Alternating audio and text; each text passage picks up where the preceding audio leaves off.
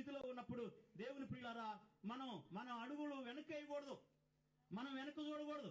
మనం వారికి సహాయం చేసేటువంటి స్థితిలో మనం ఉంటే దేవుని బిడ్డలారా అది దేవుడు ఎంతో సంతోషిస్తాడు. ఈ సమయంలో దేవుని ప్రియులారా దయచేసి మరి 1-2 మాటలు దయచేసి మనం మాట్లాడుకుందాము. చూడండి, దయచేసి ఇక్కడ చెప్తున్న మాట ఏంటంటే, ఒక మాట, మన కళ్ళ ముందు కనిపించేటువంటి సహోదరుని బైబిల్ అంటుంది, తాను చూచిన తన సహోదరిని ప్రేమింపని వాడు తాను చూడని దేవుణ్ణి ప్రేమించలేడు. దేవుని ప్రేమిస్తున్నాను, దేవుని ప్రేమిస్తున్నాను, దేవుని ప్రేమిస్తున్నాను.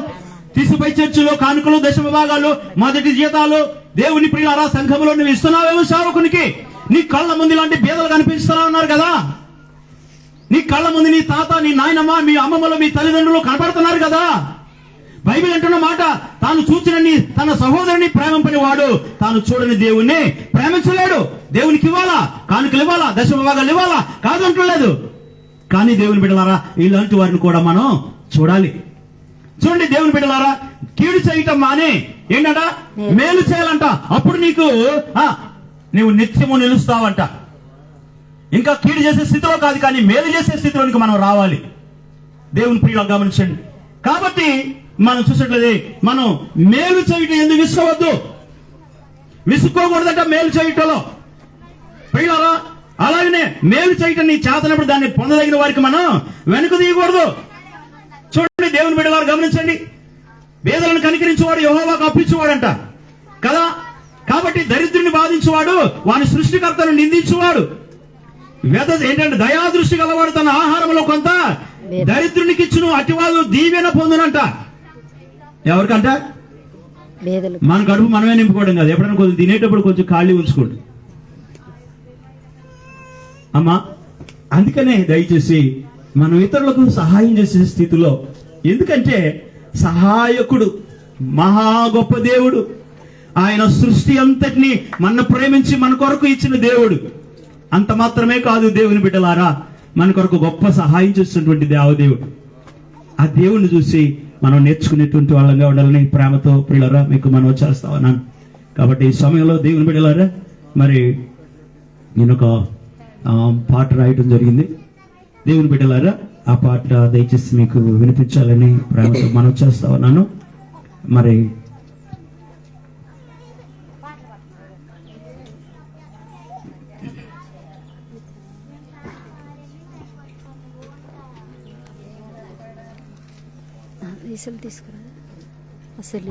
దిక్కులేకపోతిమే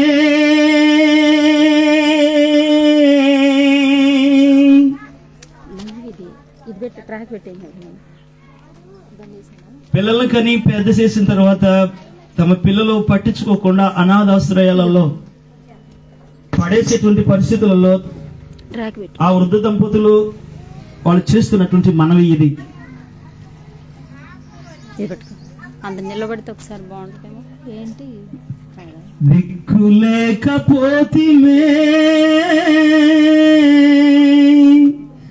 మా తట్టు చూడరావయ్యా,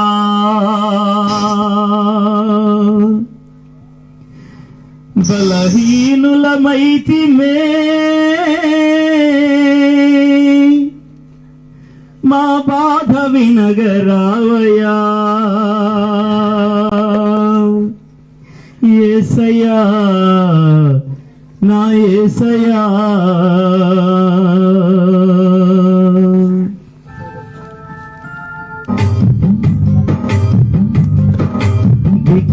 దిక్కులేకపోతిమే మా తట్టు చూడరావయ్యా, యేసయ్యా యేసయ్యా. పిల్లలను కంటినే వారి దారిన వారు పోయిరే, పిల్లలను కంటినే వారి దారిన వారు పోయిరే.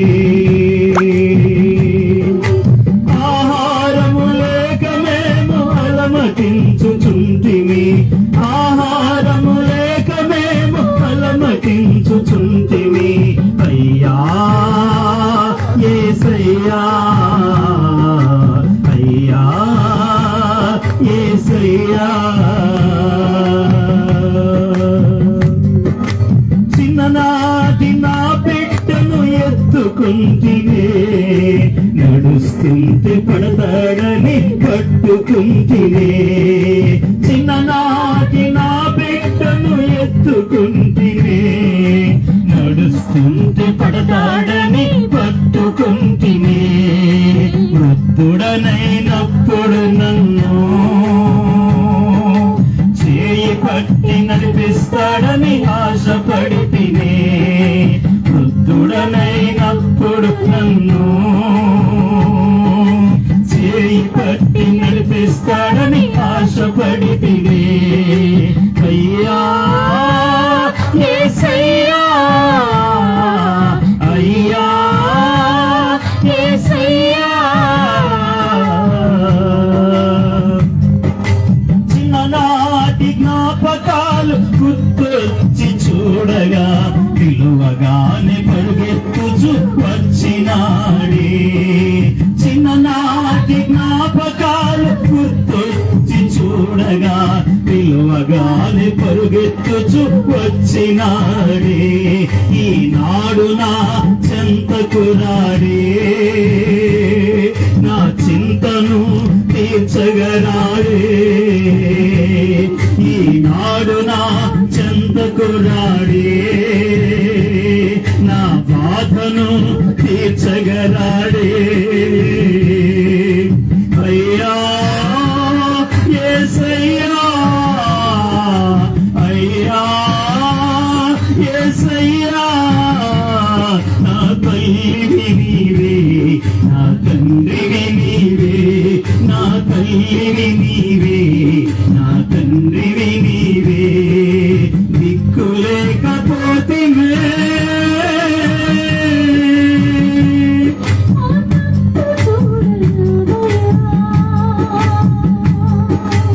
ఆకలైన వేళలో కొడుకు ఇంటికెళితే, భార్య మాట విని లేదని తిరిగి పంపినాడే.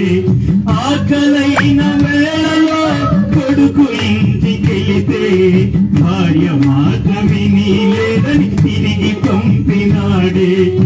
ఏమి చేయను నేనేమి చేయను, ఎవరిని అడగను నేనెవరిని అడగను. అయ్యా యేసయ్యా నా తల్లివి నీవే, నా తండ్రివి నీవే, తల్లివి నీవే, నా తండ్రివి నీవే. దిక్కులేకపోతే మా తట్టు చూడరావయ్యా. దిక్కులేకపోతే మా తట్టు చూడరావయ్యా. చాలా మంచిది దేవుని ప్రియులారా. కాబట్టి నిజమే ఈనాడు చాలా భయంకరమైనటువంటి పరిస్థితులు లోకంలో ఉంటున్నాయి. కాబట్టి దేవుని ప్రేమ చేత మనము ఇతరులను, వృద్ధులను, విధవరాండ్లను, మరి అనాథులను మనము ఆదరించేటువంటి వారముగా ఉండాలన్నదే దేవుని యొక్క వాక్య సారాంశం కదా. కాబట్టి ఆ ప్రేమ లేనప్పుడు నిజంగా మనం దేవుని బిడ్డలంగా మనం చెప్పుకోలేం. కాబట్టి దేవుని ప్రియులారా అలాంటి ప్రేమ కలిగి ఉందాం. నిజంగా మరి ఆ తండ్రిగా, మరి తల్లిగా, వృద్ధులుగా మన మధ్యలో ఉంటున్నప్పుడు, కొడుకుగా, కుమార్తెగా మన బాధ్యత, భారం ఏంటంటే వాళ్ళని మనము ప్రేమించడమే, వాళ్ళ అవసరాలు తీర్చడమే, వాళ్ళకు మనం సహాయం చేయటమే. వృద్ధాప్యంలో దేవుని బిడ్డలారా వారు చనిపోయేదాకా చెప్పండి నువ్వు వారి దగ్గర ఉండి, చెప్పండి ప్రియులరా, ఇస్సాకు వృద్ధాప్యంలో, ప్రియులరా చెప్పండి, యోసేపు ఇస్సాకు వృద్ధాప్యంలో ఉన్నప్పుడు యోసేపు అంటే విని ఆ ఇస్సాకు దగ్గరికి వెళ్ళినప్పుడు దేవుని బిడ్డలారా మంచంలో, చెప్పండి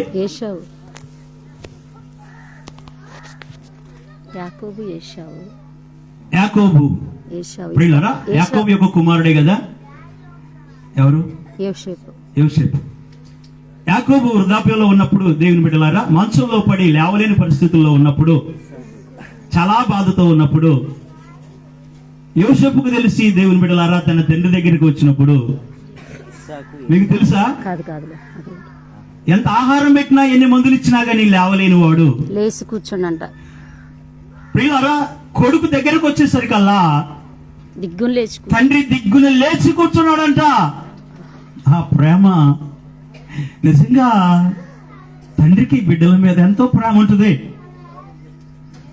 ఎంత నష్టపోయినా, ఎంత కష్టపడ్డా, ఎన్ని బాధల్లో ఉన్నా, ఎన్ని ఇబ్బందుల్లో ఉన్నా గానీ నా కుమారుడు, నా కొడుకు గొప్పగా, వాడు మంచిగా క్షేమంగా ఉండాలనే కోరుకుంటాడు. అలాగే దేవుని ప్రియులారా, తల్లి కూడా తన బిడ్డలను ఎంతగానో ప్రేమించింది. దేవుని ప్రియులారా కదా. కాబట్టి ఆ తల్లి ప్రేమ, ఆ తండ్రి ప్రేమ మనం మరవలేనిది. మరిచిపోయి ఈ లోకంలో సమాజం జీవిస్తా ఉన్నది. కేవలం దేవుడు మాత్రమే ఆ ప్రేమను మనకు గుర్తు చేయగలిగిన వాడు. అందుకని మనకు నిజ దేవుడు, రక్షకుడైన యేసుక్రీస్తు ప్రభు వారు మనకు అవసరమైనాడు. దేవుని ప్రియులారా, నీ ప్రేమ చేత నీ తండ్రి దగ్గరికి నువ్వు వెళ్ళలేవు. ఎందుకో తెలుసా? నీకు డబ్బు అడ్డం వస్తుంది. డబ్బు డబ్బు డబ్బు డబ్బుని ప్రేమించే నీవు నీ తండ్రిని, తల్లిని, లేదా వృద్ధులను, విధవరాలను నువ్వు ప్రేమించలేవు. కాబట్టి నువ్వు దేవుణ్ణి ప్రేమించగలిగితే ఆ ప్రేమ నీలోకి వచ్చింది. దేవుని బిడ్డ, అప్పుడు నువ్వు తల్లిదండ్రుల దగ్గరికి, వృద్ధుల దగ్గరికి వెళ్ళడానికి అవకాశం ఉన్నది.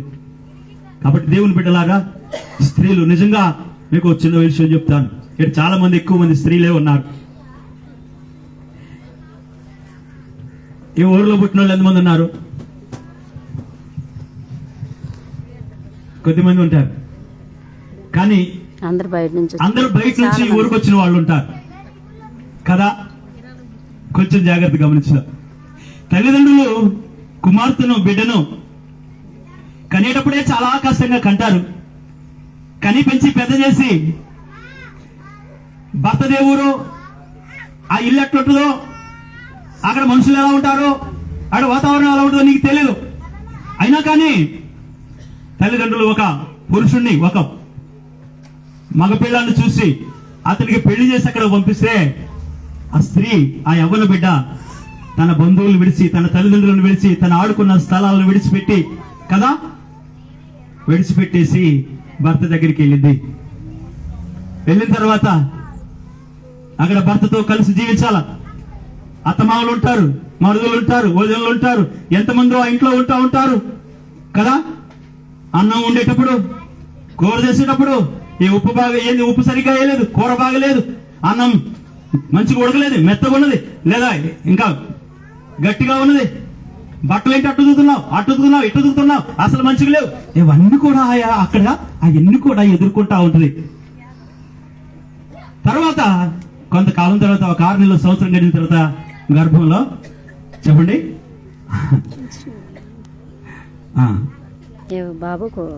ఒక ఏముంటుందండి, ఇకిళ్ళ ఏదో జరిగింది కదా. అప్పుడు ఆ తల్లికి చాలా సంతోషం కలిగింది.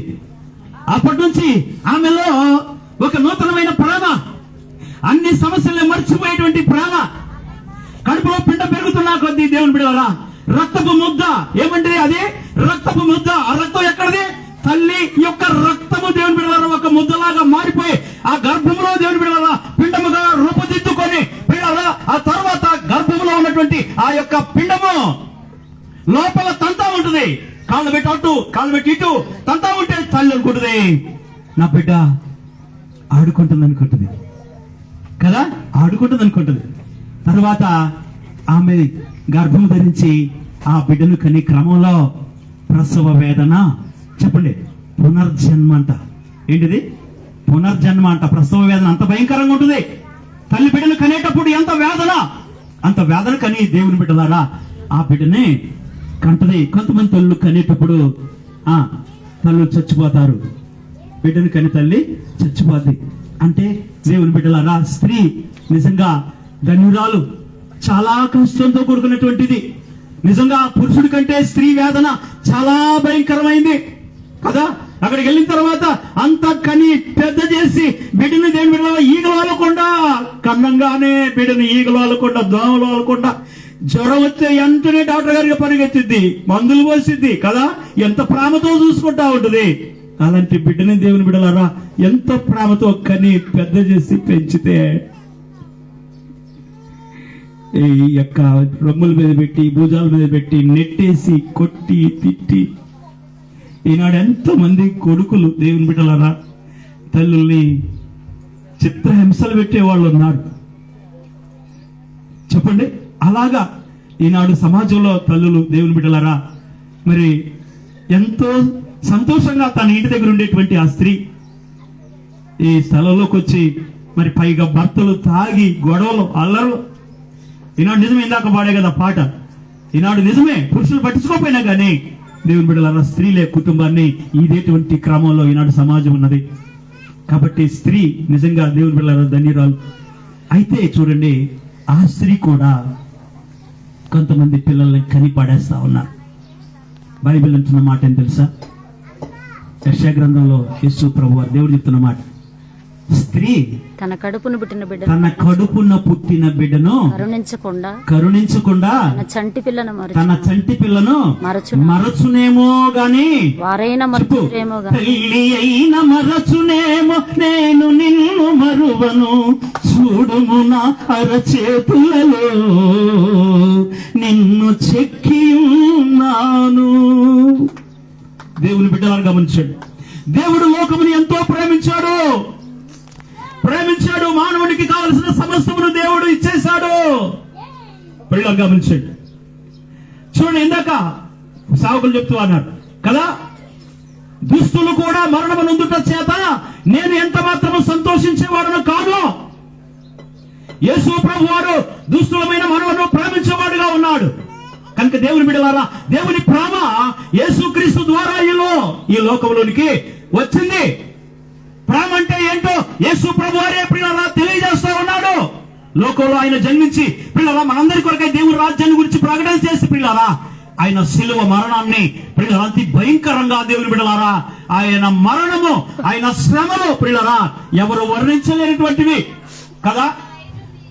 దేవుని బిడ్డలారా గమనించండి, ప్రేమ ఇది యేసు ప్రేమ, ప్రేమ ఇది తండ్రి ప్రేమ, ప్రేమ ఇది ప్రాణమెచ్చిన ప్రేమ, కలువరి ప్రేమ.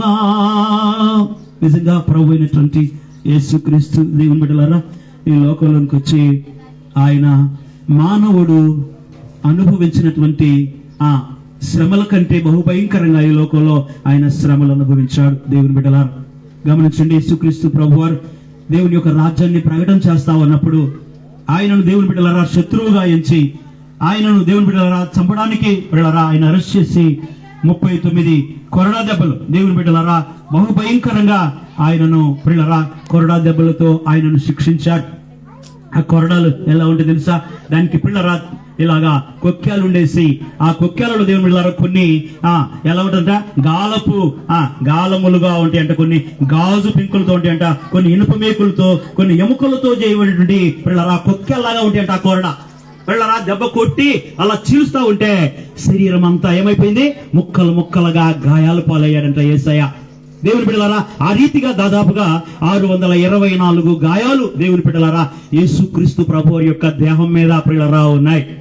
గమనించండి దేవుని బిడ్డలారా ఆ గాయాలు పిల్లరా పొంది దేవుని బిడ్డలారా ఆయనను దేవుని బిడ్డలారా ఆయనను పిల్లరా ఇలాగా కట్టేసేసి 1.5 అడుగులు ఉన్నటువంటి పిల్లరా చెక్క మీద ఆయనను దేవుని బిడ్డలారా ఆయనను మోకరింపజేసేసి శరీరం అంతా దేవుని బిడ్డలారా ఆ యొక్క కొక్కాలతో ఆ గాలాలతో దేవుని బిడ్డలారా ఆయనను పిల్లరా శిక్షించారు. ఆ శిక్ష అతి భయంకరమైంది, ఎవరో అది అనుభవించలేంది దేవుని బిడ్డలారా.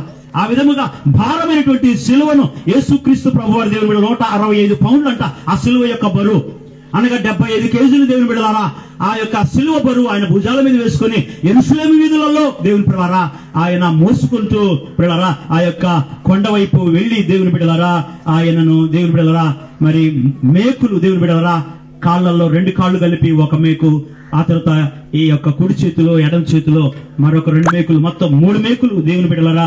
దాదాపుగా ఆ మేకులు మనం గమనించినట్లయితే 8 అంగుళాలు దేవుని బిడ్డలారా బారు 3 అంగుళాలు వెడల్పుని అంట ఒక్కొక్క మేకు.